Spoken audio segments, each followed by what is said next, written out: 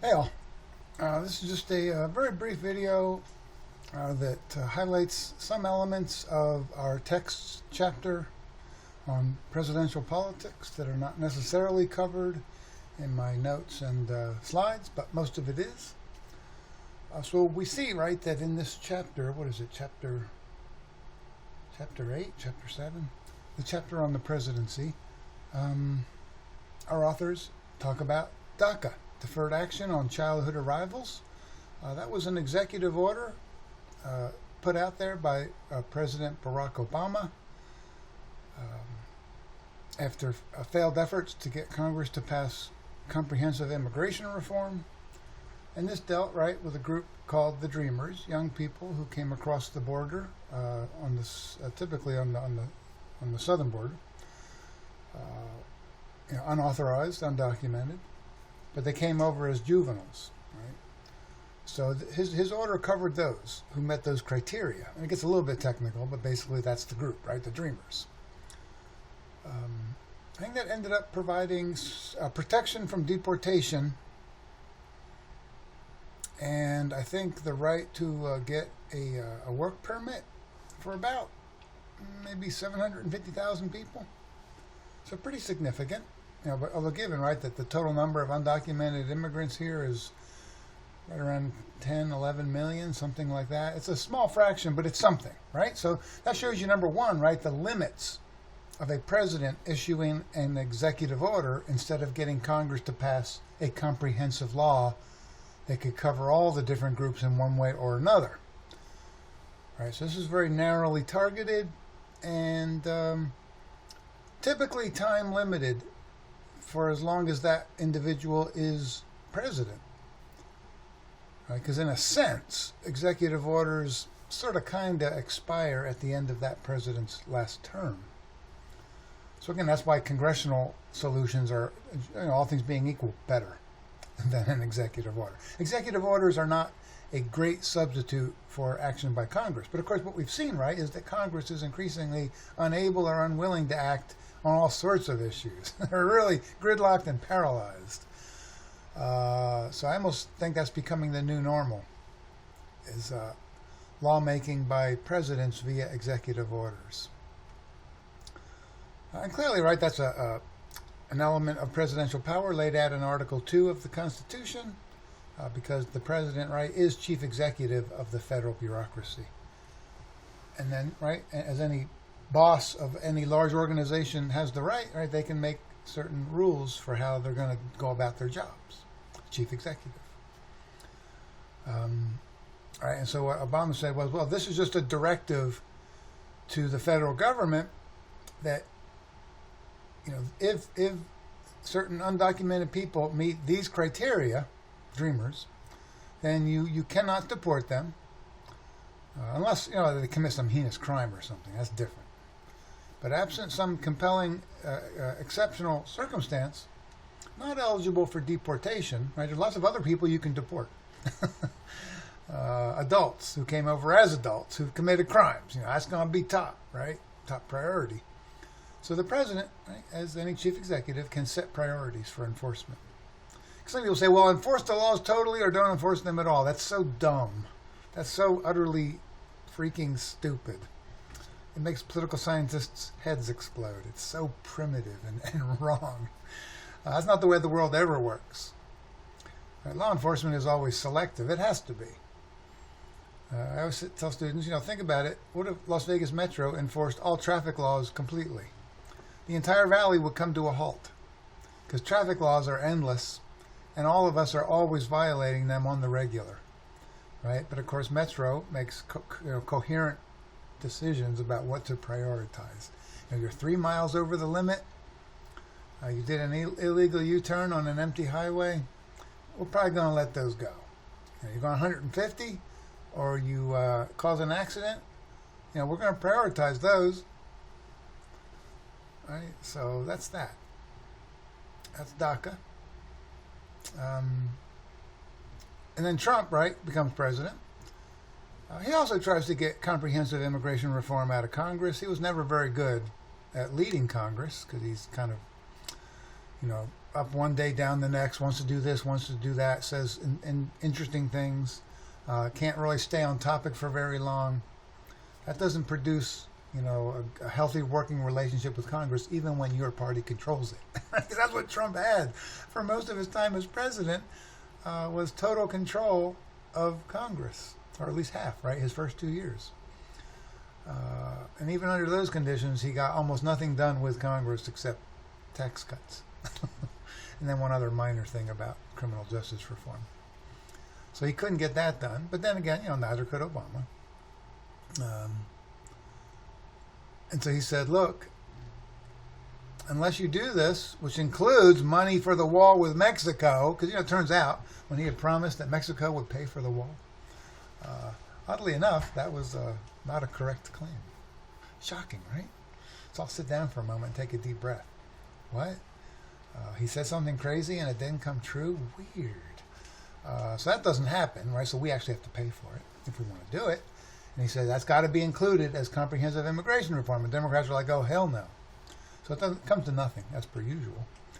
And, right, so he says, okay, then the hell with DACA. I'll punish you by ending DACA. And generally, right, presidents can do that. Because these orders are, generally speaking, time limited. If the next president doesn't like that order, they can vacate it, of course. But Trump tries to take a shortcut. It gets a little complicated if you read that Supreme Court decision. I think it was the Director of Homeland Security at the time was in charge of that element of federal government policy on immigration. And she refused to articulate the reasons that Trump wanted. Right, which was that, I'm not much for immigration or immigrants, and so this is a way to vindicate my political agenda and satisfy my base.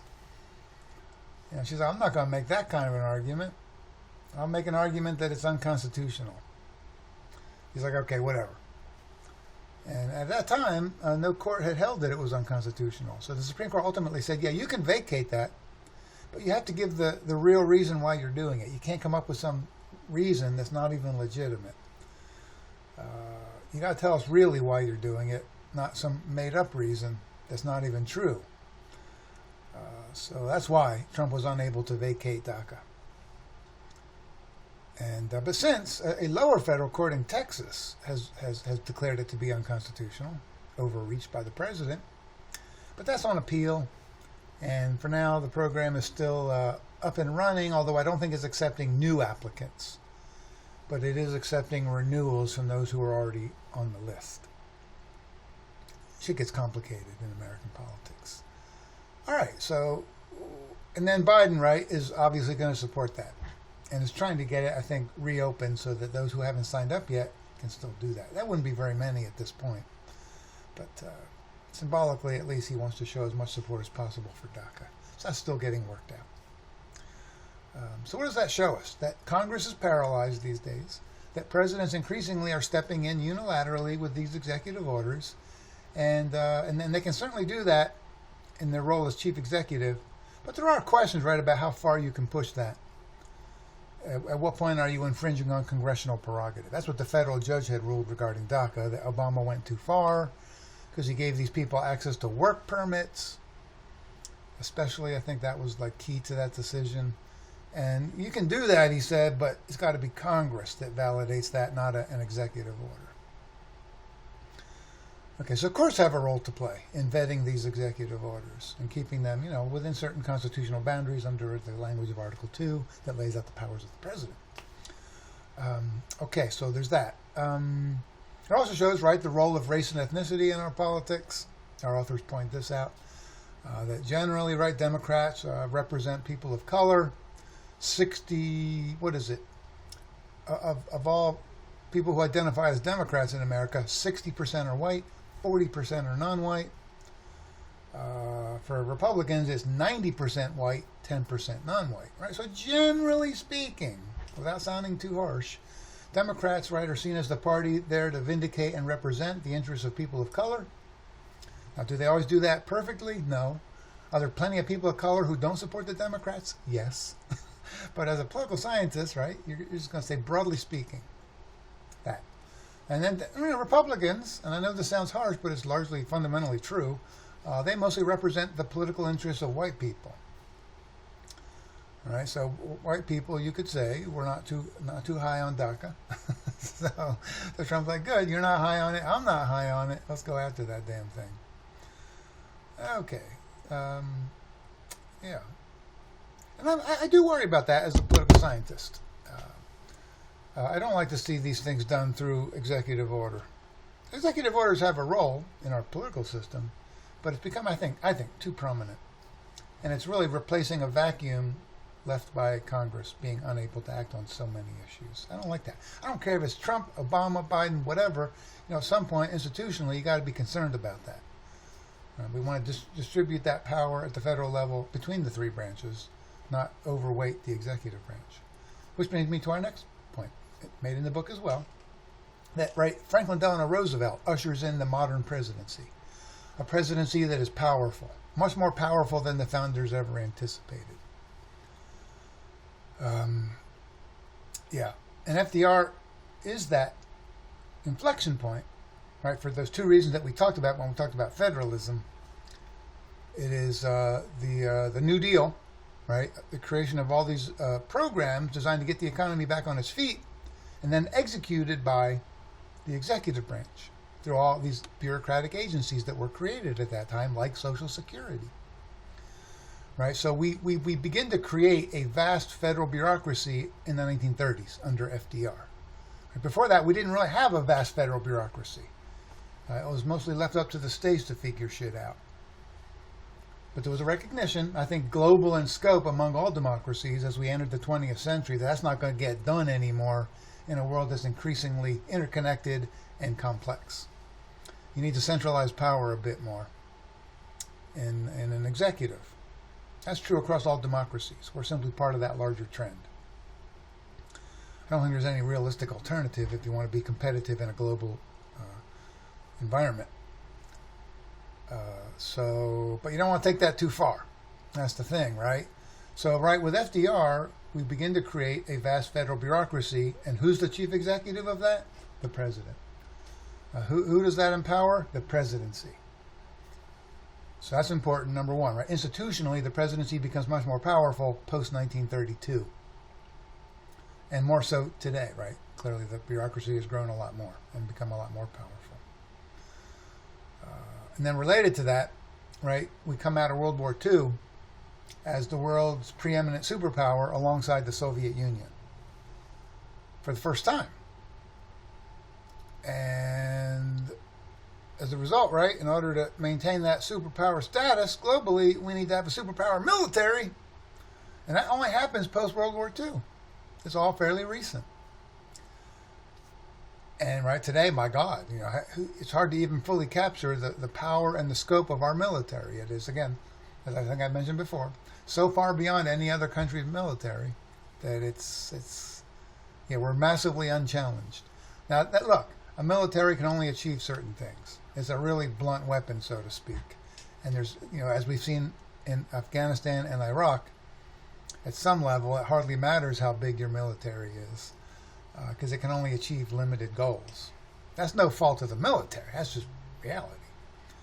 But, unquestionably, we have by far, and it's hard to capture by how far that is. We're so far ahead of everyone else. Like the Soviet Union's military is puny compared to ours, puny and pathetic. But Putin has nuclear weapons, so that changes the equation. We can't push him around for that reason. Anyway, and who's the commander-in-chief of that military? Well, voila, right, it's the president. So those two developments, right, both under FDR, the rise of a large federal bureaucracy and the rise of a superpower military, those have both institutionally empowered the presidency. That's the modern presidency. I'm going to leave it at that. So that's shit to know from that chapter. Now, look, our authors also go into how you become president through the electoral process.